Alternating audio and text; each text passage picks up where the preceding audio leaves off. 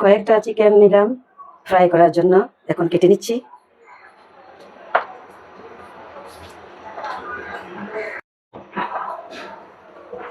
ভালোভাবে কেটে নিলাম একদম, যাতে খুব সুন্দর হয়। অল্প করে লবণ দিব, কারণ সয়া সস দিব তো, এই জন্য অল্প লবণ। আচ্ছা, হলুদ গুঁড়া দিলাম, এখন মরিচ গুঁড়া, ধনিয়ার গুঁড়া, জিরার গুঁড়া, সকল প্রকার মশলা একসাথে ভেজে গুঁড়া করে নিয়েছি, ওগুলো দিয়ে দিলাম। সয়া সস দিলাম, এই জন্য লবণটা কম দিয়েছিলাম। ভালোভাবে মিক্স করে নিব। ভালোভাবে মিক্স করে নিলাম। এখন এয়ার ফ্রায়ারে দিয়ে চিকেনগুলো ফ্রাই করে নিব। হয়ে গেল ফ্রাই।